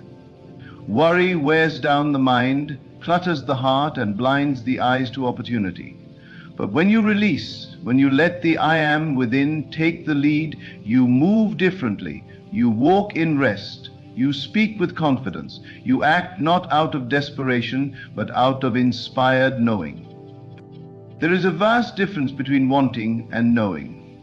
Wanting looks outward and sees lack. Knowing turns inward and finds completion. One begs, the other declares. One waits for a sign, the other becomes the sign. You must practice this shift daily, moment by moment, until it becomes your natural state. Until giving it to God is not a one-time act, but a lifestyle of divine partnership. You are not alone. You were never meant to be. That longing in your heart, that picture in your mind, that desire rising again and again, it is not random. It is the voice of God within you, reminding you of what is already yours in the eternal. The desire is the preview of coming fulfillment, but it is yours only when you believe, when you receive it in consciousness, when you assume it without evidence and persist without fear. You must learn to see with the inner eye. Close your eyes and imagine it done. Feel the joy of having, hear the congratulations, the laughter, the peace. Let it saturate your being. Let it become so vivid that when you open your eyes, the outer world feels like the illusion. Then, and only then, does the power move on your behalf. It is not your job to know how it will come. That is the domain of spirit. The how is never your concern. The method, the means, the sequence of events, these belong to a higher order. Your only work is to remain faithful to the end vision, to the feeling of the fulfilled desire. That feeling is the prayer, that assumption is the signal, and when it is strong and unwavering, the impossible becomes inevitable. Many grow weary because they plant the seed and then worry it into stillness. They try to force the tree to grow by shouting at the soil. But this is not the way of divine creation. Divine creation is gentle. It is quiet. It is confident. It knows the law. It knows the promise is sure. So it waits in peace and moves only when moved from within. To give it to God is not a passive act. It is the most powerful choice you can make. It is a declaration of faith in the unseen, a refusal to bow to appearances. It is choosing to believe the report of spirit over the noise of the senses. It is walking into your day as if the doors have already opened, even when they are still closed to the eye. Faith is not blind. Faith sees what the eye cannot. It sees the higher truth. It sees the blueprint before the building, and it rests in that seeing. It trusts that what is real in spirit must become real in form, just as surely as the dawn follows the night. You may say, but I've waited so long. Yes, but have you waited in faith or in fear? Have you rested in the fulfillment or rehearsed the failure? There is a difference. True waiting is active. It is rich with inner experience. It is alive with thanksgiving. It is creative. It prepares the space for what is to come. It rejoices before the blessing arrives, knowing it cannot be denied. Gratitude is the language of trust. When you are truly grateful for what you have not yet seen, you announce to the universe that it is already yours. And that vibration, that frequency, is what draws the outcome to you without delay. Not because you earned it, not because you forced it, but because you aligned. Stop watching the clock. Time is not your master. Spirit is not bound by dates and deadlines. What seems delayed is not denied. It is being perfected. There are things being arranged behind the scenes that you could never calculate. People are being moved, doors are being unlocked, paths are being cleared, all because you dared to believe. If only you could see the machinery of heaven working in your favor, you would never doubt again. You would laugh at fear. You would stand taller. You would speak with greater authority. You would rest not in resignation, but in dominion. You are not begging God to do something He has not yet decided. You are agreeing with what He has already spoken. You are stepping into the finished work. The desire was placed in you because its fulfillment already exists in spirit. You are not creating something from nothing. You are revealing what already is. And how do you do that? Through your assumption, through your inner speech, through your faithful imagination. Every time you imagine the end fulfilled, you are fertilizing the seed. Every time you feel it real, you are watering the dream. And every time you give thanks in advance, you are accelerating. This is not wishful thinking, this is the law. This is how creation has always worked. All things begin and end in consciousness. What you accept as true becomes your reality, not because you forced it, but because you believed it. So again I say, give it to God. Hand over the weight, the timeline, the logic, the fear. Let it go. And as you do, feel the shift. Feel the peace return. Feel the inner knowing begin to rise. That is your confirmation. That is your signal. That is the substance of things hoped for, the evidence of things not seen. Do not chase after signs. Do not look to the outer world to validate your faith. Let the outer catch up to the inner. Let the echo follow the sound. If you've spoken it in faith, it must return fulfilled. That is the promise. That is the covenant. When the worry rises, remind yourself, I've given it to God. I placed it in the safest, surest hands, and because of that I will not fear. I will not doubt. I will not rehearse the problem. I will rehearse the promise. I will rehearse the end. I will live from the outcome, and I will move through my day with the confidence of one who knows the impossible is already becoming possible. Not someday, now, not when all the conditions line up, but because I have aligned within. This is the great secret. Give it to God. Let it go. Assume it done. And watch. Watch as the unseen becomes seen, as the divine answers before you even finish the prayer, as the impossible bends its knee before the power of your faith.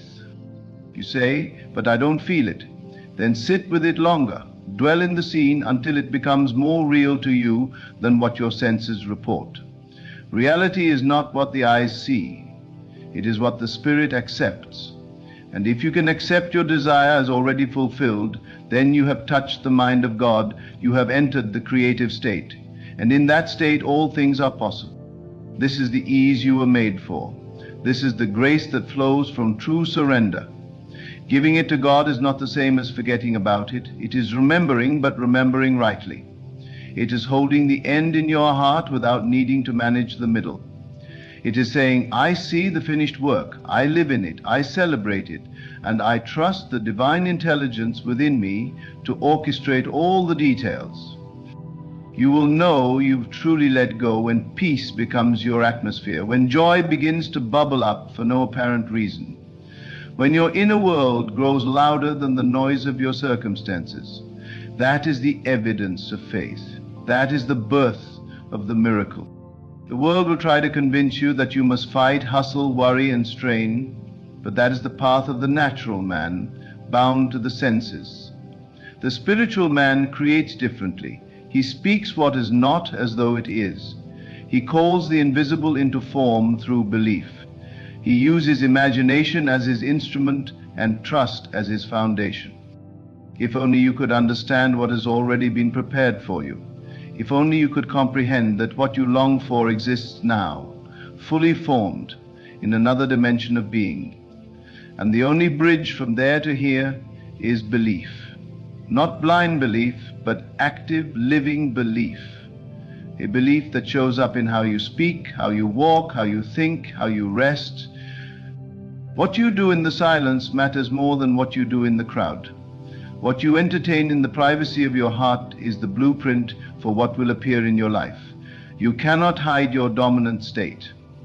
Life will reflect it back to you again and again until you choose differently.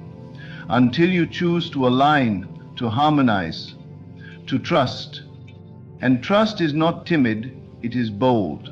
It acts before the evidence. It sows before the season. It builds the ark before the rain. To trust God is to stop playing small, to stop shrinking your vision to match your bank account or your background, to stop measuring possibility by history or statistics. The power in you does not answer to numbers. It answers to faith. You are not waiting for God. God is waiting for you to believe, to stop circling the same doubt, to stop speaking against your own prayer, to stop looking for signs of failure when all you need to do is declare success, to stop watering the weeds with worry and start watering the promise with praise. Praise is the song of those who have already received in the Spirit. It is the melody of those who see what the eye cannot. It confuses the logic of man but unlocks the vault of heaven. Praise, even before the manifestation, is one of the highest demonstrations of trust. When you praise, you lift your vibration. You rise into alignment with the thing desired, and from that height, miracles rush toward you with unstoppable momentum. The one who has given it to God does not need constant reassurance. He does not beg. He does not pace the floor. He builds a nursery before the child comes. He sets the table before the guests arrive. He prepares in faith, because preparation is the clearest signal that you believe the answer is on its way. God cannot lie. The I am within you cannot be mocked. It brings forth what is spoken, what is imagined, what is emotionally accepted as true. So when you say, I am whole, and you feel it, it becomes flesh. When you say, I am provided for, and you carry that knowing with you, the supply appears. When you say, it is done, and you mean it, the you speak life, speak truth, speak only what you desire to see. And then walk away, not in indifference, but in confidence, like a master artist who lays down his brush, knowing the work is finished, like a composer who hears the music in his soul before a single note is played. This is the posture of the awakened soul. Let the world call it delusion, let others scoff. You need no agreement but your own. You need no permission to believe. You stand on holy ground when you trust the vision God has written upon your heart. The world may say impossible, but the law says inevitable. For what you see within must echo without. You may be tempted to doubt, to second guess, to check again. That is the old way. That is the path of those who live by sight. But you live by faith. You close your eyes and see the end. You hold that image with reverence. You let it fill your lungs, your bones, your very cells. You let it guide your steps, fuel your words, shape your thoughts. And in doing so, you become the miracle you once hoped for. Do not fear the silence. That is where the greatest work is done, in the hidden place, in the unseen realm. Beneath the surface, roots are growing, plans are forming, alignments are taking place, and all the while your only task is to stay faithful, to keep your inner altar lit with praise and expectation, to let the outer catch up to the inner, to stop asking when and start saying thank you. Thank you not because it's coming, thank you because it's done, thank you because it is settled in spirit, thank you because the word has gone forth and cannot return void. Thank you because the impossible has already bowed to the name you carry. Give it to God and don't take it back. Not with anxious thoughts, not with controlling behavior, not with fear disguised as planning. Leave it where it belongs, in the hands of the Creator who knows no limitation, no impossibility, no lack. And walk away with the likeness of one who knows the ending has already been written. That is the secret, that is the law, that is the key that opens every door. Give it to God, stop worrying, He will do the impossible. Because the impossible has no power against faith, because your assumption is creative, because your vision is divine, because your belief is the bridge that carries heaven to earth. There are those who believe that in order to receive, they must prove themselves worthy through effort, through penance, through constant striving. But the truth is far more radical, far more liberating. Worthiness was never the question. You were worthy the moment the desire was born in you, not because of what you've done or failed to do, but because of what you are. You are the vessel of the divine imagination. You are the dreamer through whom God sees. You do not need to convince God to move on your behalf. He has already moved. The moment you felt the desire, the answer was given. The moment you saw it in your mind's eye, it was complete in the invisible. It is done, final, finished. And now, your only work is to align your thoughts, your emotions, your entire inner world with that unseen reality. That is what it means to live by faith. Not to hope faintly for a thing, but to know it, to assume it, to embody it. There is nothing more powerful than an individual who has chosen to live from the end. One who no longer asks, will it happen, but says instead, it has happened, and I'm simply walking into the evidence of it. That one cannot be shaken. That one cannot be dissuaded by delay, for they no longer see time as a threat. They understand that what is held faithfully in imagination must come, and that time is simply the servant of belief, not its master. You are the doorway through which the unseen becomes seen. The infinite seeks to express through you, not around you. But it can only do so to the extent that you allow it, not by pleading, but by yielding, not by worrying, but by receiving. And receiving is not passive, it is active in the realm of consciousness. It is choosing again and again to think only from the place where your desire is already fulfilled. Do not say, I'll believe it when I see it. Say, I believe it, therefore I will see it. The world has trained you to look outside for validation, but the Spirit speaks in reverse. It begins in the inner chambers of thought and feeling. That is the true cause. The outer is merely the shadow, the echo, the outpicturing of what you have already accepted within. You may say, but how do I know it will happen? You know it the same way you know you are alive. You feel it, you sense it in the stillness, you catch the rhythm of it like a familiar song returning to your memory.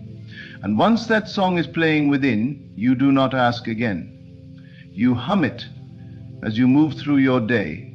You live with the melody in your bone. There is no striving in God's way.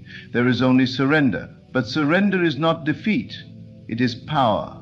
It is the most confident stance a human being can take, to say, I no longer need to make this happen. I rest in the knowing that it is. This is the mind of a creator. This is the heart of one who walks with God. Fear whispers, it's too big. Faith replies, it is already done. Doubt says, you've never seen anything like this before. But the Spirit answers, it doesn't matter. I see it now in the inner realm, and that is all that is required. Every great act of creation began this way, with a vision, a declaration, and a refusal to yield to what appeared to be true. What appears is not always what is.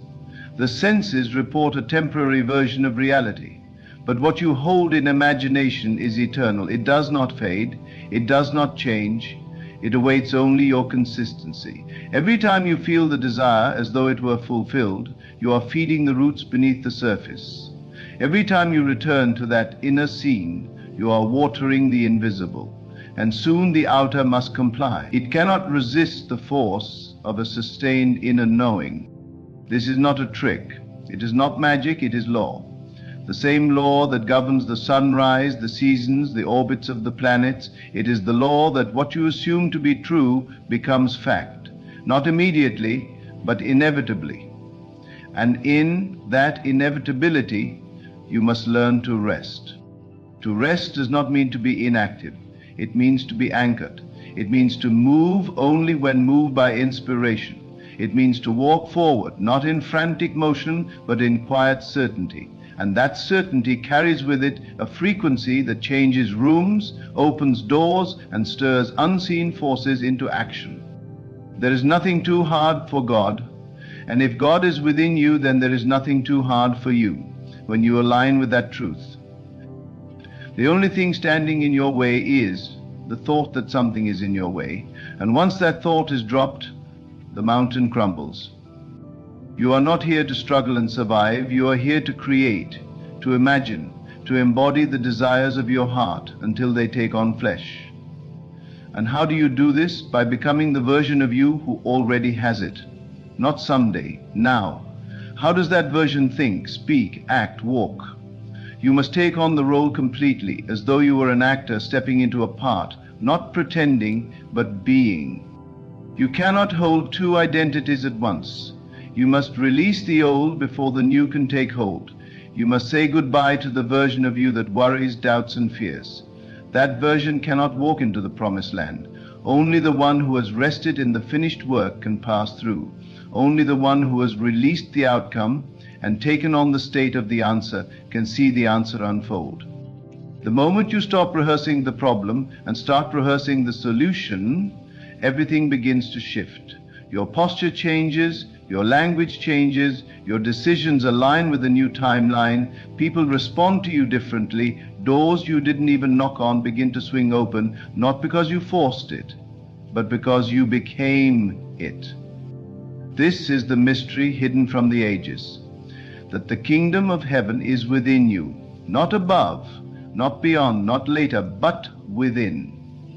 And when you enter that kingdom through your imagination, when you dwell there consistently, when you feel at home in the reality of your fulfilled desire, then the world outside has no choice but to conform. Your job is not to push the river, your job is to remove the dam, to clear away the mental and emotional blocks that say it can't happen, to dismantle the inner argument that keeps replaying lack, delay, or impossibility. You don't need to move the mountain. You need only to stop believing in the mountain. Everything you want is already here, vibrating at a frequency that you must attune to. You tune into it by feeling it real, by praising in advance, by assuming it until it becomes so natural that the old story no longer even tempts you. You are not being tested, you are being invited to trust in a higher way, invited to participate in the divine order, invited to surrender your effort and accept grace. But grace does not operate in worry. It moves freely only when the vessel is open. Open through faith, through gratitude, through surrender. There is no limit to what can happen when you live from the end. Healing can appear in a moment. Finances can shift overnight. Relationships can be restored without a single conversation. The impossible becomes possible, not by external force, but by internal certainty. The world cannot stop the one who walks in alignment, for that one is not reacting to life but creating it.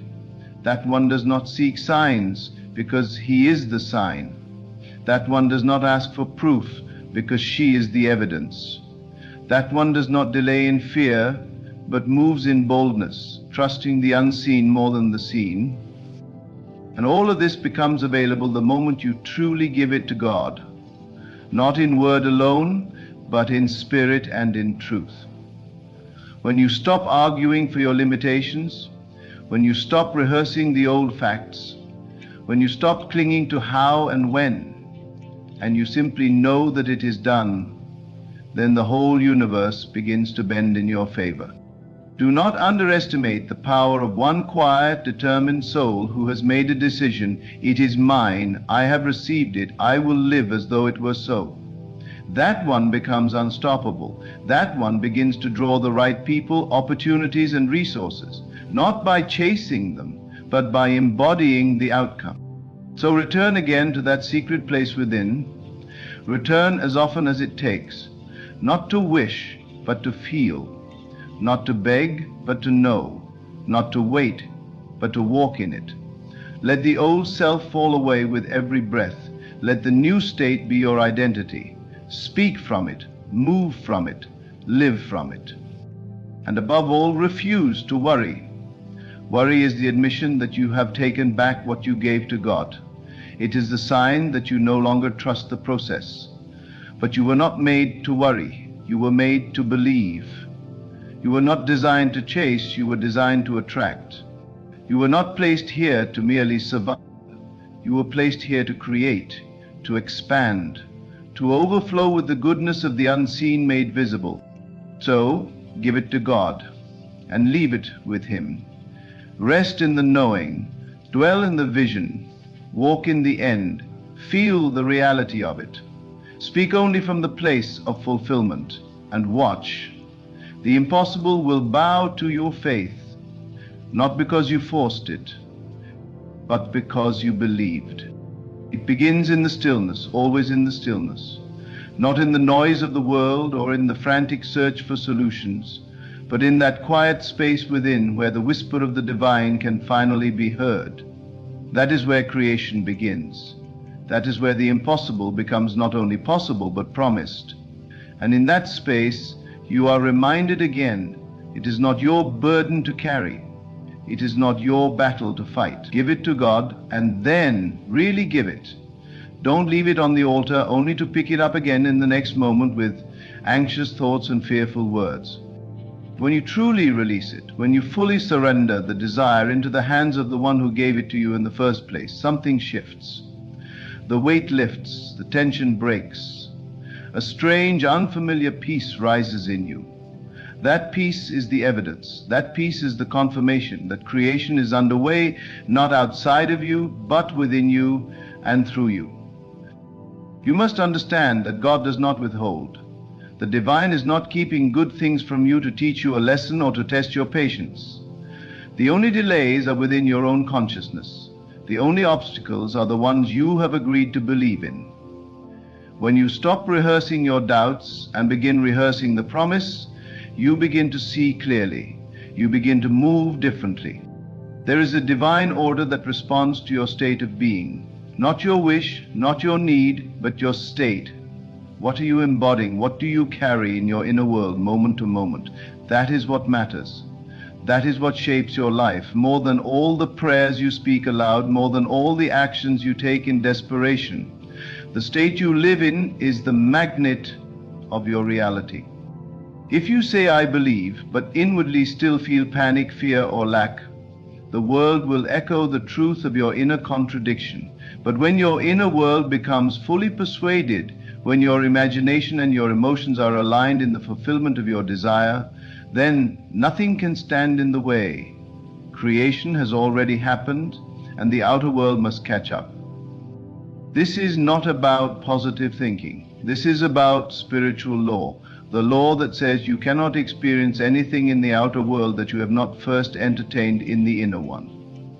So ask yourself, not what do I want, but what am I accepting as real? Am I walking in the world as if the answer has already come? Am I carrying myself with the calm confidence of one who knows the outcome is guaranteed? To give it to God is to step out of the realm of manipulation and control. It is to stop trying to force, bargain, and scheme. It is to stop praying out of fear and start creating out of faith. It is to speak not with pleading, but with the quiet authority of one who knows that God lives in them, not separate or distant, but present, active, immediate. If you knew that the very Spirit of the Almighty was forming your reality through every thought and feeling you hold, how carefully would you think?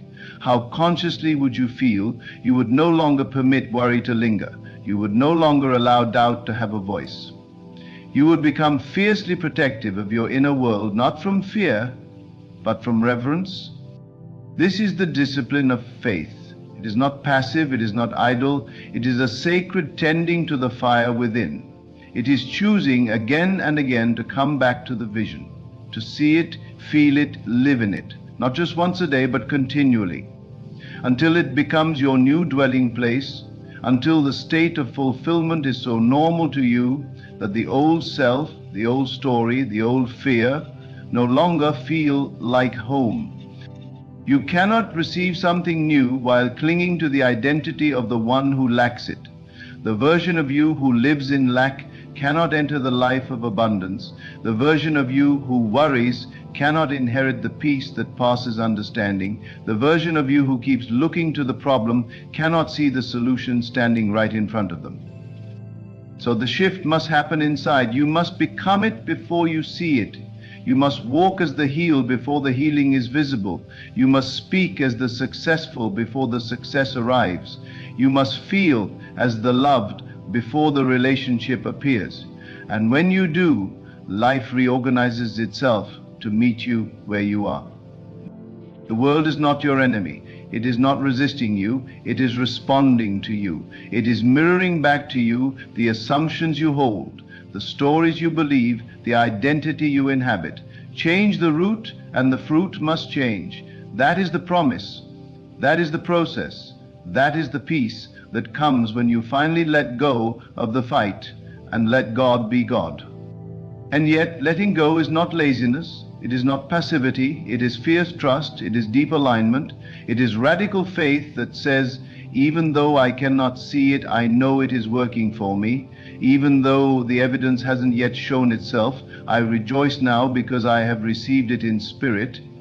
That joy is not optional. It is the vibration that matches your answered prayer. Worry never accomplishes anything. It only repeats the past in the disguise of a future. It plays the same movie over and over again, expecting a different ending. But when you shift into trust, you begin a new script. You flip the page. You turn the light on. And that light reveals what has been waiting for you all along. Everything you've ever asked for is already finished in God. You are not waiting on Him. He is waiting on you to believe, to receive, to allow. The delay is not a denial. It is a doorway. A sacred pause for you to align with the truth that the thing you seek is already yours. And once you are in agreement with that truth, you will find yourself in the flow. Things will begin to happen without your effort. Doors will open without your knocking. Opportunities will rise like the tide, effortless, graceful, divine. But it starts with a decision, a simple, profound decision to let it go, to stop treating God like a faraway force that must be bargained with, to stop treating your desire like something impossible, to stop treating your imagination like a child's game, and start recognizing it for what it truly is, the place where God speaks. Your imagination is the language of spirit. It is the divine tool of creation. It is not fantasy, it is prophecy. What you dwell on within, you will dwell in without. So honor it, use it, return to it with reverence, build the inner temple until it feels more real than the outer world. And when that happens, when you can walk through your day with that image clear in your heart and that peace strong in your chest, the manifestation will be inevitable. It cannot not come. That is how law works. It cannot fail because it was never dependent on the world. It was never dependent on who approves of you or who doubts you or how things look today. It was only ever dependent on what you believe, what you truly, deeply, unwaveringly believe. So, don't check the clock. Don't ask how long. That question belongs to the old self. That question is rooted in fear. The new you does not ask when. The new you lives in now. Now it is done. Now it is mine. Now I walk as one who has received, and that walk will carry you right into the reality you once only imagined. Give it to God. Speak the end. Feel the joy. Live from the vision. And every morning you wake, return to that truth like a song. It is done. It is done. It is done. Let that be your rhythm, your breath, your certainty. And in time, perhaps sooner than you ever expected, the world will rise to meet your inner decree. What was once a prayer will become your present. What was once a hope will become your history. What was once impossible will stand before you as the natural result of spiritual law, all because you gave it to God and you believed. So now, stand firm, not in striving, but in stillness. Let your soul rest in the truth you've claimed. What you have seen within is already yours. What you have surrendered, God has already answered. And what you carry now in faith will soon clothe itself in form. Do not return to fear. Do not rehearse the old doubts. Simply remain anchored, expectant, full of quiet joy. For you have given it to God, and that means it is finished. The impossible is unfolding, the unseen is becoming seen, and your only task now is to walk forward as if it were already done, because it is.